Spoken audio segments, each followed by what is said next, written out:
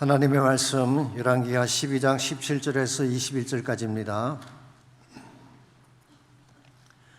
열왕기하 12장 17절에서 21절까지 한 절씩 교독하겠습니다.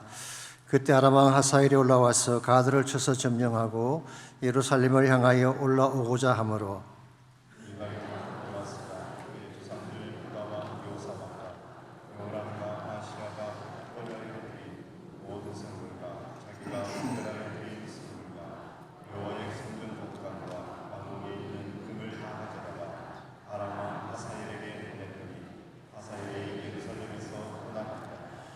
여호와서에 남은 사적과 그가 행한 모든 일은 유대왕 역대지략에 기록되지 아니하였느냐?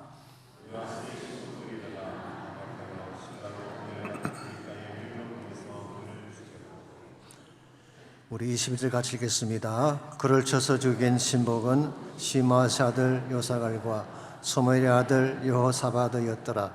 그는 다윗성에 그의 조상들과 함께 장사되고 그의 아들 아마샤가 그를 대신하여 왕이 되니라. 아멘. 인생을 살다 보면 삶의 방향을 바꾸는 결정적인 순간이 찾아올 때가 있습니다. 이것을 터닝 포인트라고 부르기도 하고 삶의 분기점이라 그렇게 부르기도 합니다.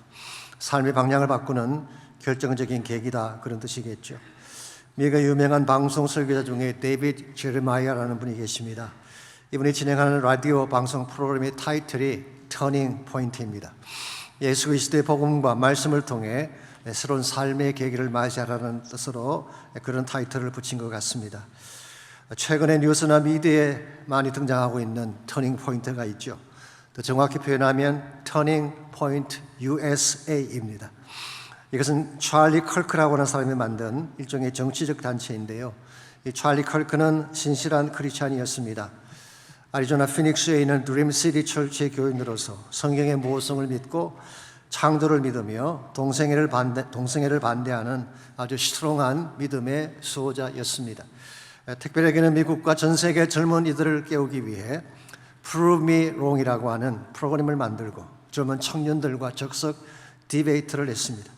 심지어 영국 캠브리지 대학으로 건너가서 400여 명의 학생들과 교수들과 공개 토론하는 장면은 저는 물론 유튜브를 통해서 보았습니다마는 너무나 인상적이었습니다. 그는 복음을 부끄러워하지 않았습니다. 창조주 하나님을 자랑스럽게 소개했습니다. 그래서 그가 말하는 터닝 포인트는 다시 하나님께로 돌아가자고 하는 캠페인이었습니다. 그랬는데 여러분이 아시는 것처럼 지난 9월 10일 유타의 한 대학에서 강연을 하다가 총탄을 맞고 세상을 떠나고 말았습니다. 그의 나이 31살이었습니다. 두 아이의 아버지였고 하나님의 남편이었습니다. 안타깝게도 그의 꿈은 여기서 끝나는 것처럼 보였습니다만은 결코 그의 꿈은 거기서 멈추지 않습니다. 지난주일 애리조나에 있는 스테이트팜 스타디움에서 6만 5천 명이 모인 가운데 그의 추모식이 열렸을 때 그 자리에서 그의 부인되는 에리카 컬크가 눈물을 참으며 다음과 같은 말을 선포했습니다. That young man, I forgive him. The answer to hate is not to hate, but to love in Christ. 진정한 미움에 대한 해답은 미움이 아니라 그리스도 안의 사랑입니다. 나는 나의 남편을 저격한 그 젊은이를 용서하겠습니다. 이 한마디 말이 미국 사람들의 가슴을 울렸습니다. 우파 좌파 상관하지 아니하고 민주당 공화당 상관하지 않고 모든 사람의 마음을 울렸습니다. 이것이 예수님의 정신의 핵심이기 때문입니다. 심지어 지미 킴멜 같은 코미디언도 아시는 대로 그 사람은 리버럴입니다. 이 찰리 컬크에 대해서 한마디 말을 했다는 이유 때문에 트럼프에게 잘렸던 인물이죠. 그가 다시 방송에 복귀한 첫날 지난 투즈데이입니다. 톡쇼 역사상 최고의 시청률을 기록했다고 합니다마는 그런 코미디언답지 않게 에리카 컬크에 대해서 울먹이며 다음과 같은 말을 했습니다. That's an example we should follow. 이것이야말로 우리 모두가 본받아야 될 복음입니다. If you believe the teachings of Jesus Christ as I do, 내가 믿는 것처럼 여러분들이 정말 예수님의 가르침을 믿는다면 There it was. That's it. 바로 거기에 핵심이 있습니다. 이것이 전부입니다. 그런 말을 했습니다. 사심없는 은혜의 행동, 슬픔당한 미망인이 보여준 용서, 이것이 저의 가슴에 깊이 와닿았고 많은 자들의 가슴 속에도 동일하게 와닿기를 희망합니다. 그런 말을 했어요. 여러분, 사람들마다 정치적인 관점이나 입장은 다를 수가 있습니다. 솔직히 말씀드려서 저는 개인적으로 트럼프 대통령의 정책에 다 동의하는 것은 아닙니다. 더구나 찰리의 죽음을 너무 정치화한 나머지 정치로 이용하는 것에 대해서는 상당 부분 레저베이션을 가지고 있습니다만은, 그러나 찰리 클크가 품었던 터닝 포인트의 정신은 반드시 계속되어야 된다고 생각합니다. 왜냐하면 그 정신의 핵심은 미국이 다시 하나님께로 돌아가자는 핵심이기 때문에, 하나님께로 돌아가지 아니하면 희망이 없습니다. 아무리 다른 모든 것들을 갖추어도 하나님을 떠나가게 되면 미국은 상승할 수 없고 몰락할 수밖에 없는 것입니다. 그래서 찰리는 세상을 떠났지만 찰리 이펙트라고 해서 지금 그가 죽은 이후에 미국 내 캠퍼스 안에 수많은 젊은이들이 그리스도 앞으로 돌아오는 엄청난 부흥의 바람이 일어나고 있습니다. 개인의 삶이건 국가적인 차원의 삶이든 동일합니다. 위기 순간이 왔을 때에 어떤 선택을 하느냐가 중요한 것입니다. 하나님을 향해 선택하면 상승할 수가 있지만, 반대로 세상이나 자신의 이기심을 선택하게 되면 몰락할 수밖에 없는 것입니다. 이런 면에서 터닝 포인트가 왔을 때에 어디로 방향을 턴하느냐고 하는 것은 대단히 중요한 것입니다. 우리 제자훈련 교재 중에 하나인 성령의 삶에 보게 되면 성령의 삶에서 이것을 upward spiral, 이 상향 나선 혹은 downward spiral, 그런 단어로 표현했습니다. 우리가 어떤 선택을 하느냐에 따라서 우리가 영적으로 성장하며 축복을 향해 올라갈 수도 있고, 반대로 타락하며 불행을 향해 나아갈 수도 있다는 것입니다. 이런 면에서 여러분과 저의 삶 속에 찾아온 인생의 분기점, 그때 어떤 선택을 하느냐가 여러분의 삶을 상승시킬 수도 있고 몰락시킬 수도 있는 것입니다. 우리 모두의 삶 속에도 터닝 포인트가 있습니다. 사람마다 케이스는 다를 것입니다만, 어떤 분은 사업의 실패나 질병이 터닝 포인트가 될 수가 있죠. 어떤 경우에는 특별한 사람과의 만남 혹은 반대로 헤어짐이 우리 인생의 터닝 포인트가 될 수가 있습니다. 혹은 이민의 삶을 시작한 것, 혹은 결혼 같은 것이 삶의 방향을 바꾸는 터닝 포인트가 될 수가 있죠. 어느 케이스건 터닝 포인트가 왔을 때에 바른 선택을 해야지 우리가 하나님이 기뻐하는 복된 삶으로 올라갈 수가 있는 것입니다. 우리가 어떻게 하면 인생의 분기점에 섰을 때에 우리의 삶이 하향하는 것이 아니라 상승함으로 축복을 향해 나아갈 수 있을지, 오늘 같이 봉독한 본문을 중심으로 이것을 함께 정리해 보려고 합니다. 오늘 같이 읽은 말씀을 보시면은 인생의 중요한 분기점에서 잘못된 선택을 했기 때문에 몰락의 길로 향했던 요아스 왕의 케이스가 소개가 되어 있습니다. 지난주 말씀을 드린 것처럼 요아스는 집권 초기에는 여호와 보시기에 정직히 행했습니다. 퇴락한 성전을 수리하고 하나님이 기뻐하실 좋은 치적을 찾기도 했죠. 그랬는데 어느 순간부터 그의 통치가 기울어지기 시작합니다. 아람 사람들의 공격을 받고 모든 부하를 빼앗기는 수모를 당하게 되고, 그리고 결과적으로 그의 최후가 비참하게 끝난다는 사실을 오늘 본문이 밝히고 있습니다. 17절 18절을 보시면 이렇게 기록되어 있습니다. 그때 아람 왕 하사엘이 올라와서 가드를 쳐서 점령하고 예루살렘을 향하여 올라오고자 하므로 유다의 왕 요아스가 그의 조상들 유다 왕 여호사밧과 여호람과 아하시아가 구비라에 드린 모든 성물과 자기가 구비라에 드린 성물과 여호와의 성전 곳간과 왕궁에 있는 금을 다 가져다가 아람 왕 하사엘에게 보냈더니 하사엘이 예루살렘에서 떠나갔더라. 여기 보시면 아람 왕 하사엘이 예루살렘을 침공하는 상황이 소개가 되어 있죠. 사실 아람의 침공은 우리가 흔히 생각하는 보편적인 전쟁과는 좀 다른 케이스입니다. 첫째로 아람이라는 나라는 시리아죠. 시리아는 유다와 직접 국경을 마주하고 있지 않습니다. 그 중간에 북왕국 이스라엘이 있는데 그 북쪽에 있는 시리아가 남쪽 예루살렘까지 침공해 왔다고 하는 것은 보편적인 케이스는 아닙니다. 좀 특이한 케이스죠. 두 번째로 역대하 24장에 보시면은 아람 군대의 숫자가 적었다고 했습니다. 근데 적은 군대를 가지고 심히 큰 유다의 군사를 이겼다고 성경은 기록합니다. 우리가 지금까지 보았던 전쟁의 양상과 사뭇 다른 케이스죠. 대개는 이스라엘 백성들의 숫자가 적고 적군의 숫자가 엄청 많았는데 하나님의 도우심으로 승리했다. 이게 지금까지 우리가 보아왔던 패턴이었죠. 예컨대 기드온의 300용사의 케이스가 그렇지 않습니까? 정말 모래알같이 많은 미디안 군사를 300명의 군대로 쳐서 이긴 사건. 다윗이 골리앗을 이긴 것도 마찬가지죠. 소년의 몸으로서 큰 자이언트를 거꾸로 뜨리게 된 사건. 이게 우리가 지금까지 보았던 이스라엘 백성의 전쟁의 행태인데 여호와서의 계시는 정반대입니다. 많은 군사를 가지고도 아람에게 밀렸어요. 그리고 그가 모아두었던 모든 보화와 금을 다 빼앗기는 수모를 당했습니다.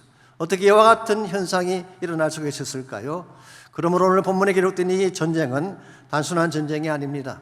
하나님이 진노하신 심판의 성격을 띠고 있는 전쟁이었습니다. 여기서 우리가 기억해야 될 중요한 교훈이 하나 있죠. 우리가 순종할 때는 하나님이 신기로운 승리를 안겨주시지만 반대로 불순종하게 되면 신기로운 패배를 안겨줄 수 있다는 사실, 오늘 본문이 바로 그 케이스인 것입니다. 자, 그렇다면 요아스의 삶과 통치가 왜 이와 같이 기울어지게 되고 결국은 몰락하게 되었을까요? 그의 삶이 기울어지게 된 근본 계기가 무엇일까요? 이러한 게 하에는 사실 나오지 않습니다만은 오늘 또 하나의 본문인 역대하 24장에 보게 되면 그를 몰락으로 이끌었던 터닝 포인트가 된 사건이 이렇게 기록이 되어 있습니다. 역대하 24장 15절입니다. 여호야다가 나이가 많고 늙어서 죽으니 죽을 때에 130세였더라. 여호야다의 죽음이라는 사건, 이것이 요아스의 삶의 터닝 포인트가 된 것입니다. 여호야다는 지난주에 말씀드린 것처럼 경건하고 신실한 제사장이었죠. 그가 살아있는 동안에는 요아스가 그의 훈계를 받으며 바른 통치를 했는데 여호와의 전에 항상 번제가 드려지고 기도의 향이 꺼지지 않았는데 여호야다가 죽는 순간부터 요아스의 삶 속에 변화가 일어나기 시작한 것입니다. 그런데 이 변화는 좋은 차원의 변화가 아니라 더 월스한 차원으로 변화가 일어난 것입니다. 여호야다가 죽은 후에 요아스는 하나님 말씀보다 방백들의 말을 듣기 시작했습니다. 그러더니 결국은 아세라 목상을 세우고 우상을 섬기기 시작했습니다.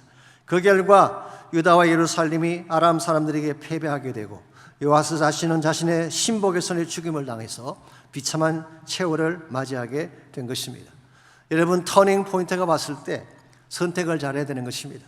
요아스가 몰락으로 가게 된 근본적인 이유는 바로 터닝 포인트의 순간에, 여호야다가 죽는 그 터닝 포인트의 순간에 잘못된 선택을 했기 때문입니다. 만일의 경우가 그가 하나님 쪽을 선택했더라면 여호야다의 죽음에도 불구하고 한 단계 상승할 수도 있었을 테인데, 그런 반대로 우상을 선택했기 때문에 몰락으로 내려가고 만 것입니다. 여러분 가지의 삶도 동일합니다. 우리 인생에도 항상 분기점이 찾아오고 터닝 포인트가 찾아오는데 그때 어떤 선택을 하느냐가 여러분 삶의 앞날을 결정하는 것입니다. 상승할 수도 있고 몰락할 수도 있습니다.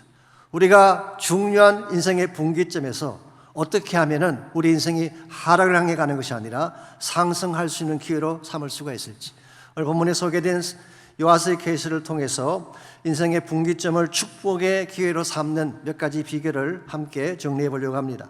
첫 번째로 인생의 터닝 포인트를 축복의 기회로 만들려면 영적 중심축이 있어야 됩니다. 즉 하나님을 우리 삶의 중심축으로 삼고 하나님 중심으로 살아가야 우리 인생이 형통할 수 있다, 그런 뜻입니다.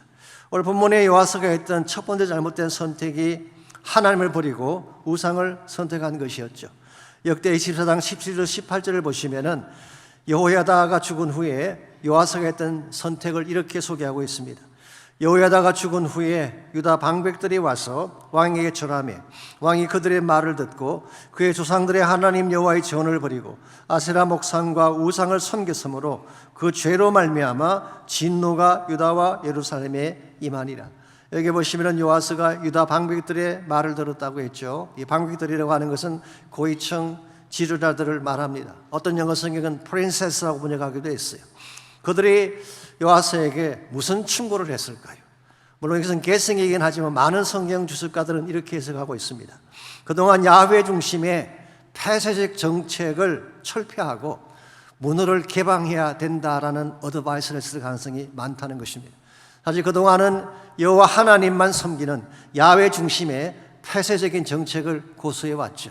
그렇게 하다 보니까 이방 국가와 교역도 할 수가 없고 이방 국가와 함께 교제할 수도 없는 그런 상태가 된 것, 이걸 보고 신하들이 충고를 한 것입니다. 이래서는 안 됩니다. 이방의 문화도 수용을 해야 되고 심지어 우상에 대해서도 관용하게 대해야 됩니다. 그래야 나라가 발전하고 대외관계도 좋아질 것입니다 라는 주장을 한 것입니다.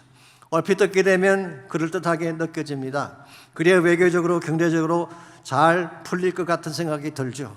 그래서 요아스는 그들의 말을 듣고 여호와의 성전을 버리고 아세라 목상과 우상을 섬긴 것입니다.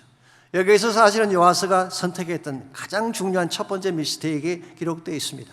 하나님 중심의 삶을 포기하고 이방과 같이 가는 우상을 섬기는 삶으로 턴했을 때에 요아스의 인생은 몰락으로 갈 수밖에 없었다는 거예요.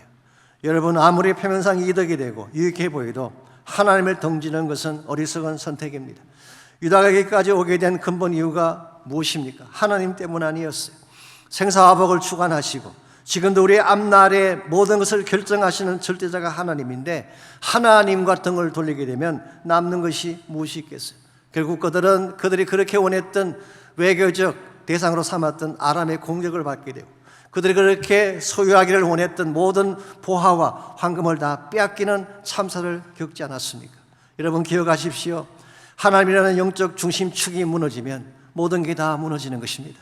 남는 것이 없는 것입니다. 그러므로 우리가 차라리 어려운 일을 당할지라도 손해를 볼지라도 하나님 중심으로 나아가야지 우리 삶이 발전하고 회복될 수 있는 것이지 하나님을 떠나가게 되면 우리 삶은 무너질 수밖에 없는 것입니다. 이사야 6장에 보시게 되면 이사야의 생애에도 중대한 터닝 포인트가 되었던 사건 하나가 소개가 되어 있습니다.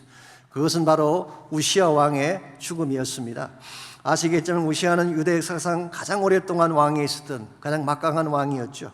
52년 동안 그런 왕위에 있었습니다. 유다 전성에 의하면요, 우시야와 이사야가 사촌간이었다고 합니다. 그래서 이사야 아버지가 우시야 왕의 그 아버지의 동생이었습니다. 그렇다면 이사야는 선지자이긴 하지만 막강한 백을 가진 왕족이라고 할 수가 있죠. 자기의 사촌형이 막강한 권세를 가진 왕인데 그가 선지자로 부름받긴 했지만은 선지적 사역을 제대로 했겠습니까? 아무래도 조금 충분하게 헌신하지 못한 그런 선지 역할을 했을 것입니다. 그랬는데 우시야 왕이 죽은 것입니다. 자기가 믿었던 막강한 백이 일순간에 사라진 것입니다. 그때에 이사야가 어디로 갔는지 아십니까?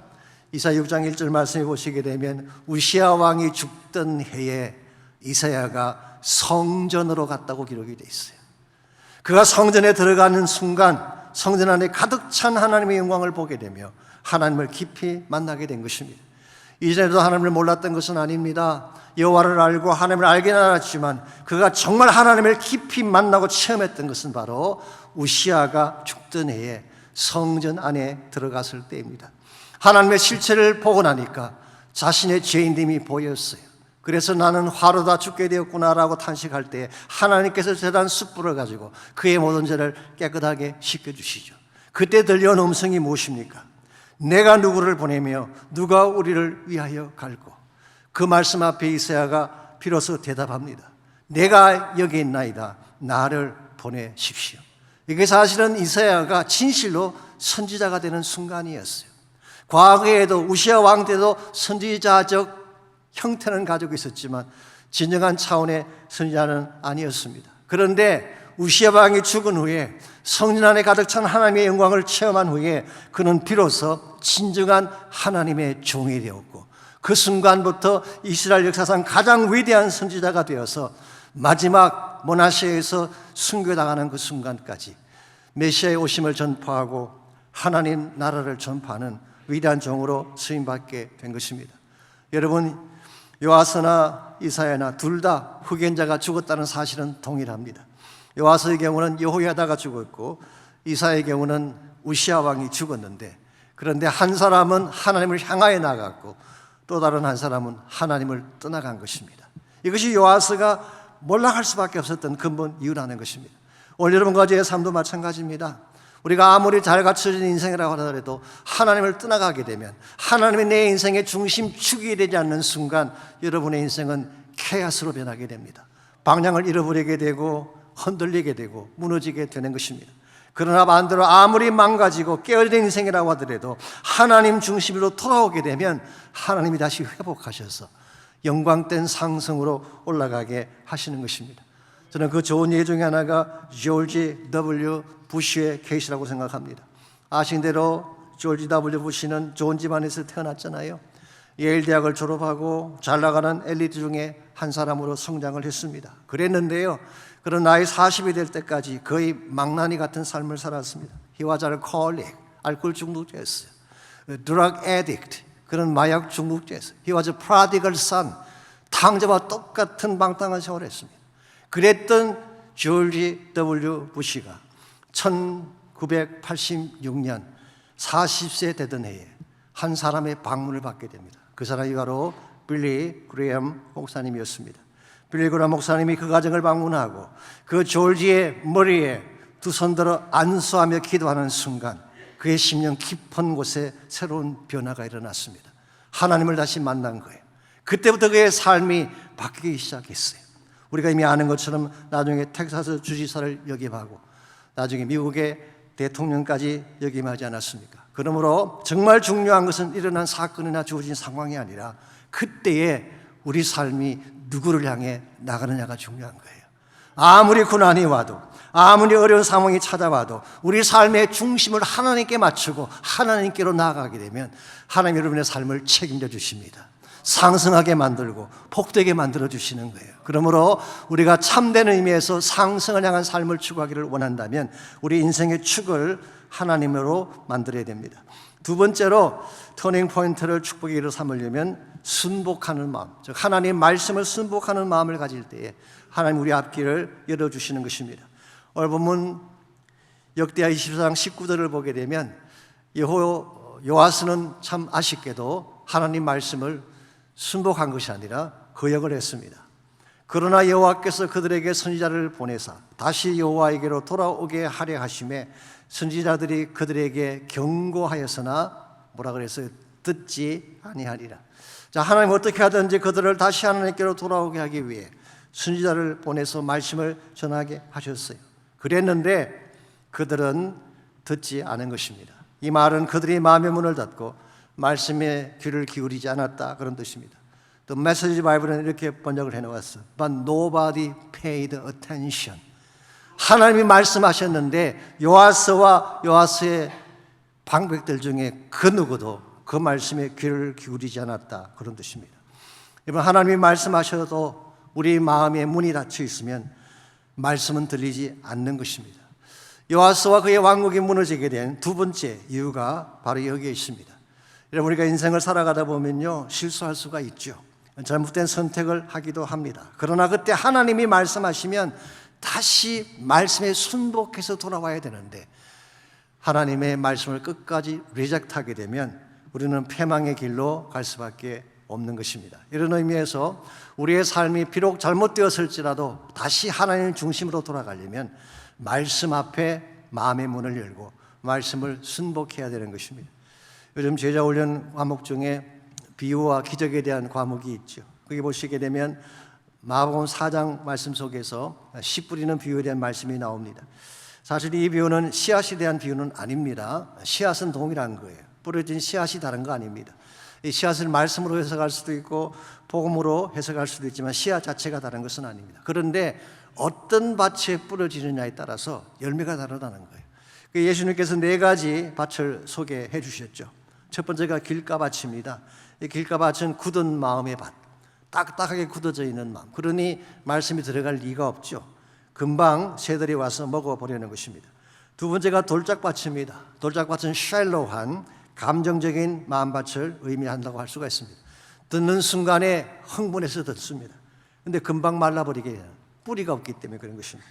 세 번째가 가시덩굴이죠. 가시덩굴은 복잡한 마음밭을 의미합니다. 마음속에 수많은 생각들이 가시덩굴같이 얽혀 있어서 말씀이 들어갈 수가 없습니다. 여러분, 예배를 드릴 때 가끔 마음이 복잡할 때가 있죠. 마음속에 수많은 생각들이 꽉 차 들어있을 때가 있습니다. 그러면 하나님 말씀이 들릴까요, 안 들릴까요? 들리지가 않습니다. 다행히 저에게는 그런 분이 안 계시지만 가끔 설교 듣는 척 하시면서 개똥 계산하시는 분 계시잖아요. 그런 분들이 하나님 말씀이 들릴까요? 혹은 예배를 향해 오던 중에 부부싸움을 하는 경우에 예배 중에도 계속 그 대화가 계속됩니다. 그때 내가 이 말을 했어야 되는데 못한 말에 대한 아쉬움이 내 마음을 가득 채울 때 하나님 말씀이 들어갈 여백이 있겠어요. 이게 엉킨 마음이에요. 가시덩굴같이 엉켜있는 마음. 이런 마음 속에는 하나님 말씀이 열매를 맺을 수가 없습니다. 그래서 네 번째 하나님이 예수님 소개해 주신 밭이 좋은 밭인데요. 좋은 밭은 어떤 밭을 말할까요? 마가복음 4장 20절에서 예수님이 이렇게 좋은 밭의 정의를 내려주십니다. 좋은 땅에 뿌려졌다는 것은 곧 말씀을 듣고 받아 30배나 60배나 100배의 결실을 하는 자라고 했어요. 여기 중요한 단어가 듣고 받아, listen and accept라는 단어예요. 하나님 말씀을 들을 뿐만 아니라 그 말씀을 내 마음의 문을 열고 받아들인다는 거예요.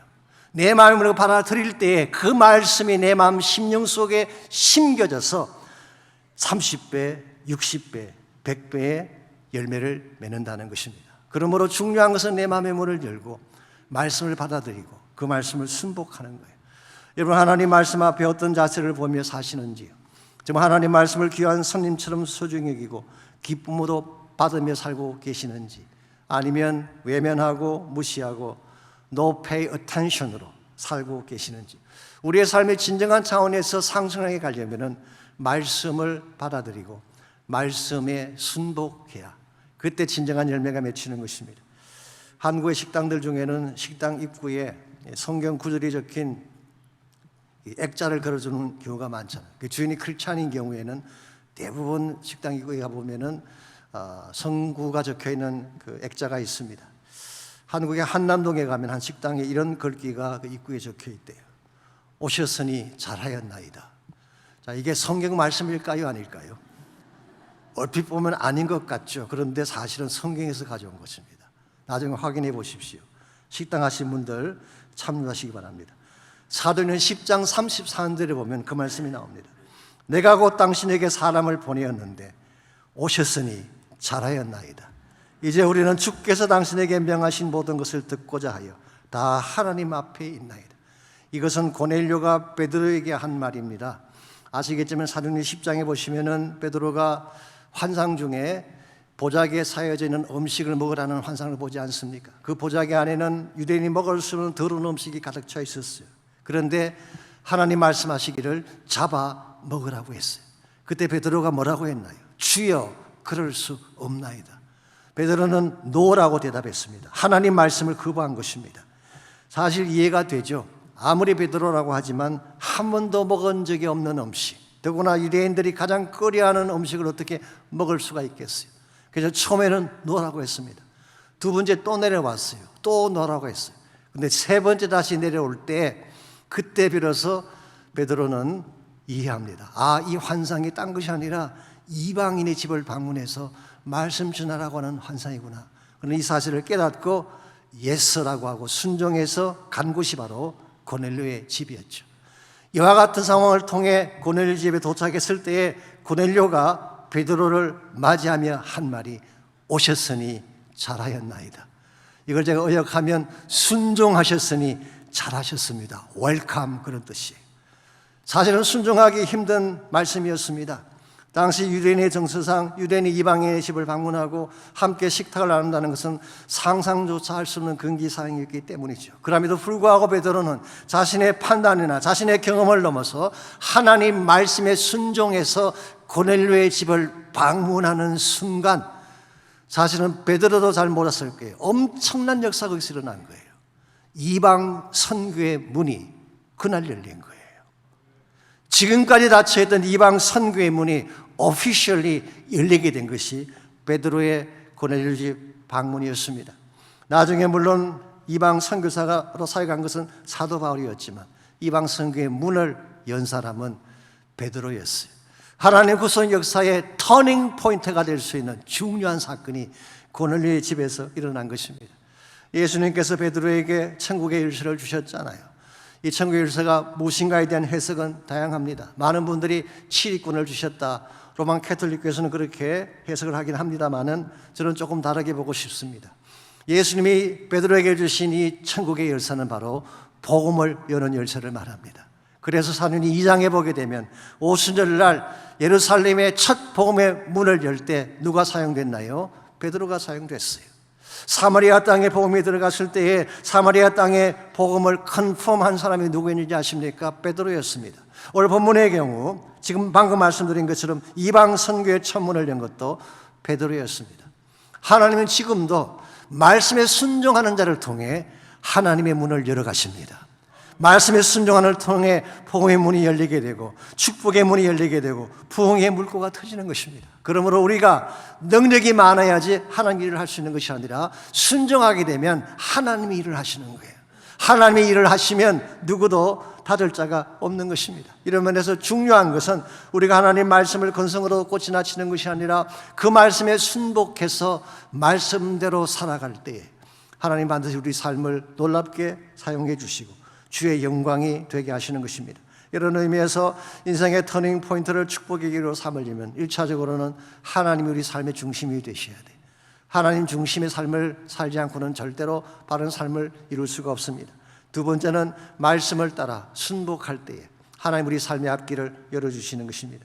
마지막 세 번째로 터닝 포인트가 축복의 기회가 되려면 은혜를 기억하는 것이 필요합니다.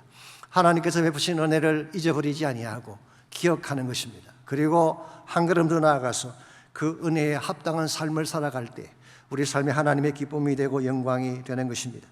역대하 24장 20절에서 22절까지를 보시면은 요아스가 했던 마지막 미스테이크가 그게 기록이 되어 있습니다.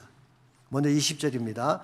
이에 하나님의 영이 제사장 여호야다의 아들 스가랴를 감동시키며 그가 백성 앞에 높이셔서 그들에게 이르되 하나님이 이같이 말씀하시기를 내가 어찌하여 여호와의 명령을 거역하여 스스로 형통하지 못하게 하느냐 하셨나니 내가 여호와를 버렸으므로 여호와께서도 너희를 버리셨느니라 하나. 여기 보시면은 여호야다의 아들 스가랴가 나오죠. 아들이라고 했습니다만 사실은 손자일 가능성이 많습니다. 히브리 말로 아들이라는 단어는 자손이라는 뜻과 같은 뜻이죠. 어쨌건 하나님은 여호야다의 아들인 스가랴를 요아스에게 보냈어요. 다른 선지자들을 보냈을 때는 말을 듣지 않았지만 스가랴의 말이라면, 즉 여호야다의 아들의 말이라면 듣지 않을까 생각을 해서 스가랴를 보낸 것입니다. 그랬는데 이 스가랴를 요아스가 어떻게 했나요? 21절입니다. 무리가 함께 꾀하고 왕의 명령을 따라 그를 여호와의 전뜰 안에서 돌로 쳐 죽였다고 했어요. 다른 사람도 아닌 여호야다의 아들을 돌로 쳐 죽인 것입니다. 그것도 성전 뜰 안에서. 이건 그야말로 있을 수가 없는 일을 한 것이죠. 스가랴가 잘못한 것 아무것도 없습니다. 그런데 무고한 스가랴의 피를 성전 제단 앞에서 흘리게 한 것입니다. 하나님이 그것을 기억하고 계셨어요. 그래서 예수님께서 마태복음 23장 35절을 보면 예수님께서 이 스가랴를 언급하십니다. 마태복음 23장 35절입니다. 그러므로 의인 아벨의 피로부터 성전과 제단 사이에서 너희가 죽인 바라가의 아들 사가랴의 피까지. 이 사가랴가 바로 스가랴입니다. 제크라이아라고 하는 영어는 같은 단어죠. 이 바라가의 아들이라고 했기 때문에 제가 말씀드린 것처럼 여호야다의 아들이라는 말이 손자가 아닌가라고 말씀드린 것입니다. 아벨의 피는 최초의 순교자의 피를 말합니다. 그래서 바로 창세기에 나타난 innocent blood이죠. 무고한 피를 말하는 것입니다. 그런데 구약 성경에 기록된 마지막 무고한 순교자의 피가 바로 스가랴의 피예요. 아시겠지만 히브리 구약 성경의 순서하고 우리 구약 성경의 순서가 좀 다릅니다. 우리 구약 성경의 마지막 책은 어떤 책인가요? 말라기서죠. 말라기서. 근데 히브리 성경은 마지막 책이 역대하예요. 역사서가 맨 마지막에 있습니다. 그러므로 여기서 말하는 스가랴의 피까지라고 하는 것은 구약 성경의 마지막 챕터에 나오는, 마지막 책에 나오는 마지막 승리자를 말하는 것입니다.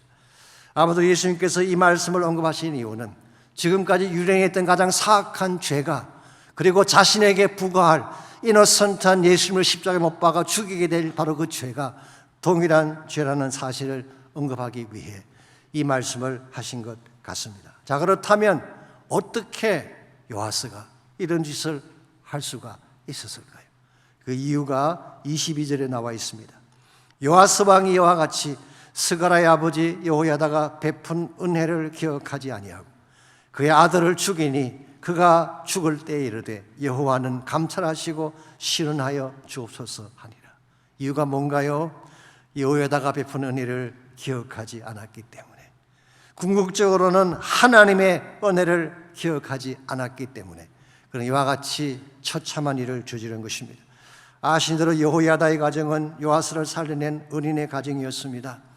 여호야다가 없었더라면 요아스는 벌써 아달랴의 손에 죽었을 거예요. 그런데 핏덩이 같은 그 아이를 가까스로 건져내어서 6년 동안 성전에 숨겨 양육한 사람이 누구였나요? 여호야다의 가정이었죠.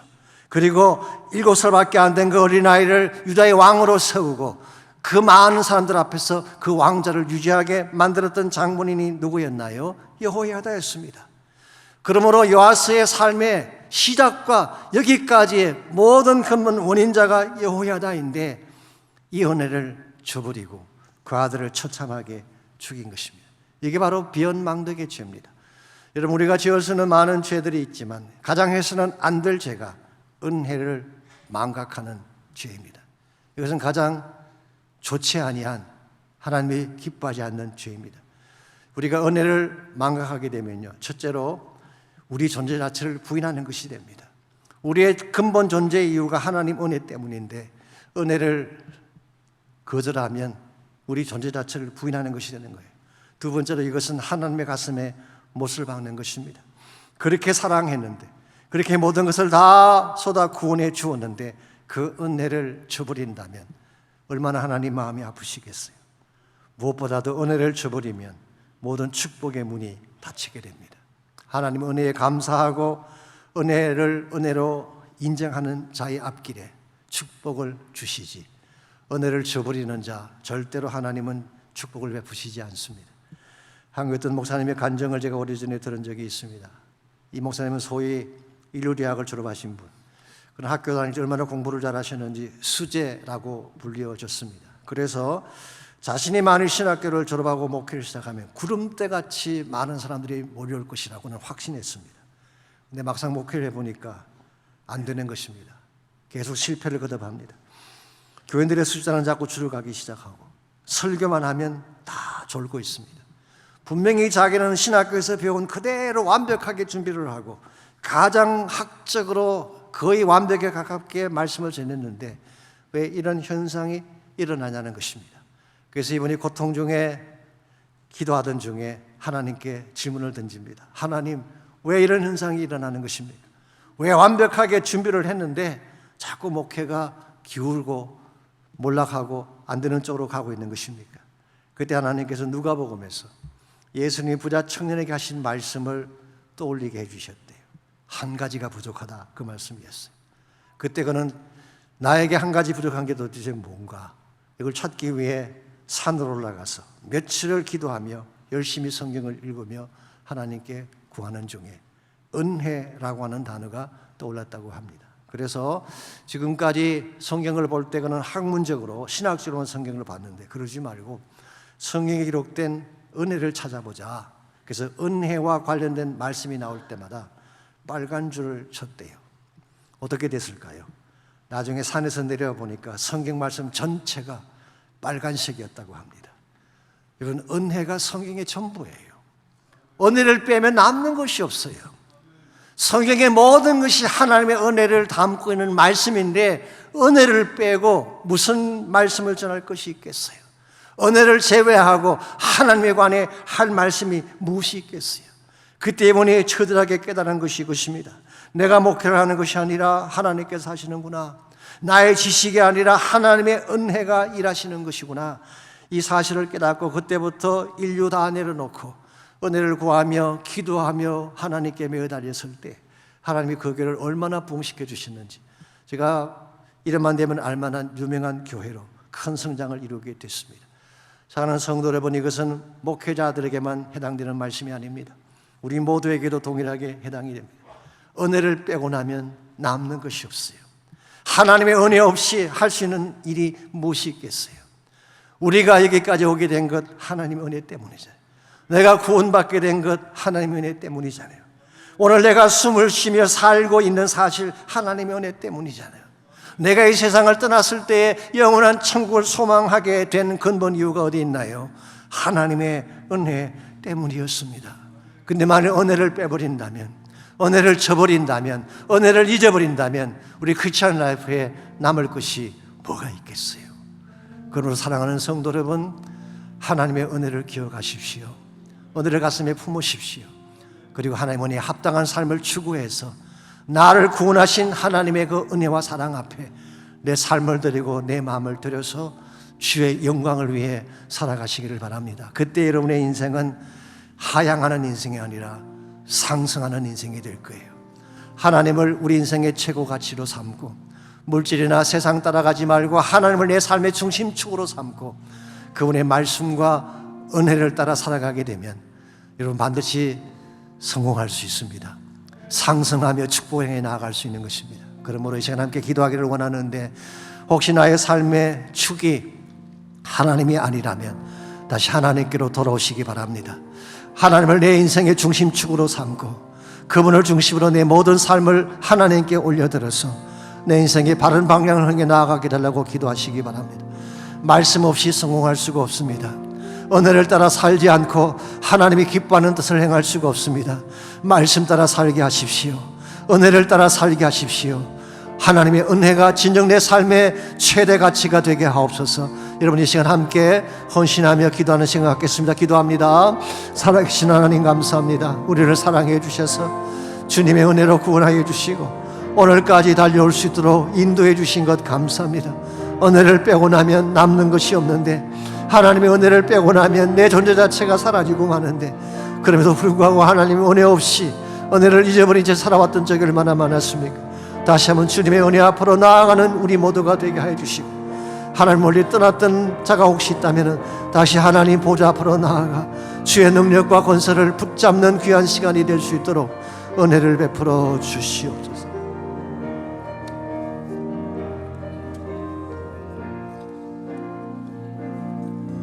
내가 누려왔던 모든 것들이 내가 지나왔던 모든 시간이 내가 걸어왔던 모든 순간이 당연한 것 아니라 은혜였어. 우리 다 일어나서 함께 찬양합니다. 아침 해가 뜨고 저녁에도 봄의 꽃향기와 가을의 열매 변하는 계절의 모든 순간이 당연한 것 아니라 은혜였소. 모든 것이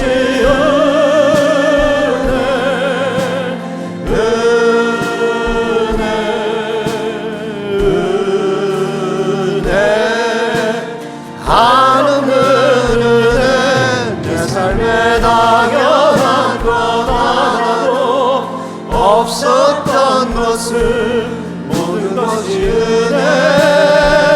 은혜였소.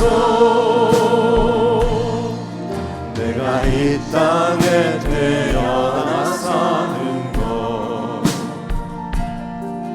어린아이 시절과 지금까지 숨을 쉬며 살며 꿈을 꾸는 삶 당연한 것 아니라 은혜였소. 내가 하나님의 자녀로 살며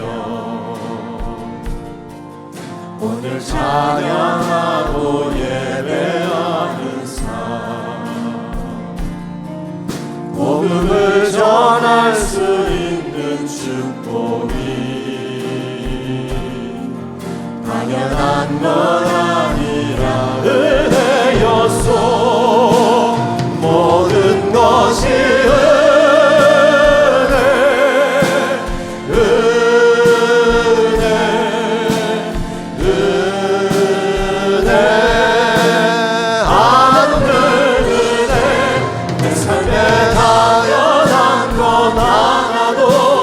없었던 것을 모든 것이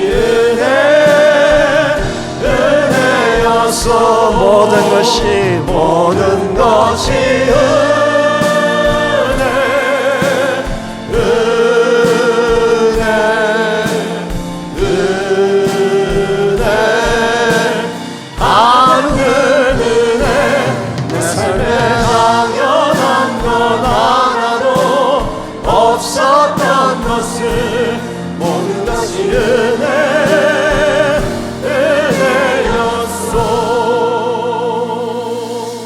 하나님 감사합니다. 은혜로 우리를 구원해 주시고 은혜로 오늘 하루의 삶을 이끌어 주시고 은혜로 우리를 천국 소망 갖고 살게 하시니 감사합니다. 은혜 때문에 살게 된 우리들 은혜 저버리지 않게 하시고 날마다 은혜를 가슴에 새기게 하시고 이제는 내가 살아도 주의 것이요 죽어도 주의 것임을 선포하고 주의 부르심과 참된 목적을 향해 나아가는 저희 모두 되게 하여 주시옵소서. 이제는 우리 구주 예수 그리스도의 은혜와 하나님 아버지의 무한하신 사랑과 성령님의 충만한 임재하심이 예배를 마치고 돌아가는 사랑하는 성도 한 분 한 분에게 그들의 가정과 삶의 터전과 자녀들과 자손들 위해 이제로부터 항상 함께 하시기를 우리 주님 예수님의 이름으로 간절히 축원하옵나이다. 아멘.